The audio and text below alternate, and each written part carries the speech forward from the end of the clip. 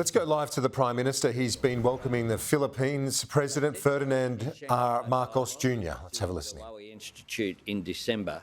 My government backs Australia's agency in and contribution to our region. Our foreign policy and national security depends on investing in our capabilities, but also investing in our relationships.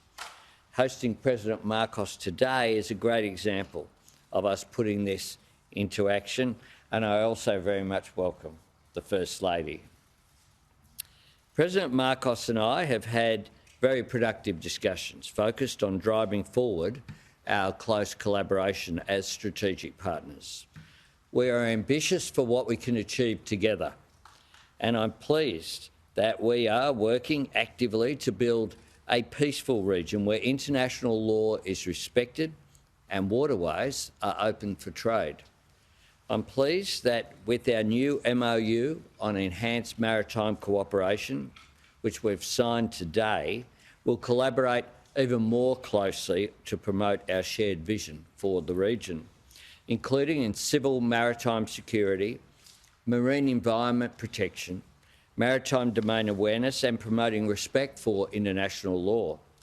We'll also continue our maritime cooperative activities as regional partners committed to doing our part to sustain peace and stability in our region.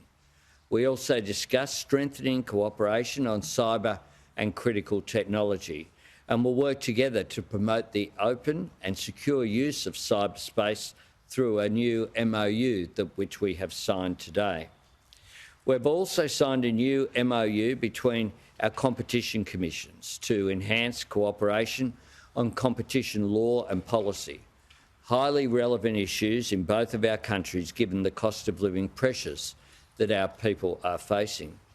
Australia's economic future lies with Southeast Asia, and we're determined to drive growth in trade and investment in line with our Southeast Asia Economic Strategy to 2040, which I launched at the ASEAN Summit last year, and that will be a focus point of the Business Summit on the sidelines of the ASEAN Summit that's being held in Melbourne next week.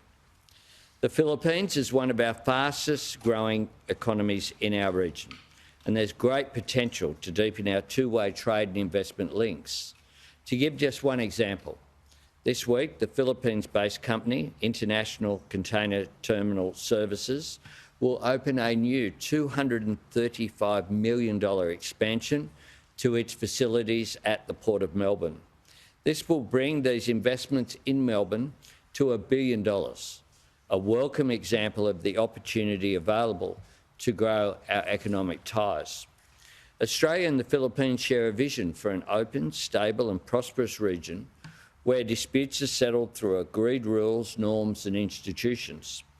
ASEAN centrality is critical to this, and it will be a great honour to host all the leaders of Southeast Asia in Melbourne next week for the ASEAN Australia Special Summit. This will mark 50 years of dialogue between Australia and ASEAN and is another example of my government investing in our relationships and prioritising this, our region. Deepening Australia's engagement with Southeast Asia continues to be a priority. We're invested in and committed to this region. For many years, Australians spoke about the tyranny of distance from the great economies and markets of the United States of America and Europe. Now we speak about the proximity of opportunity, located as we are at the heart of the fastest growing region of the world in human history.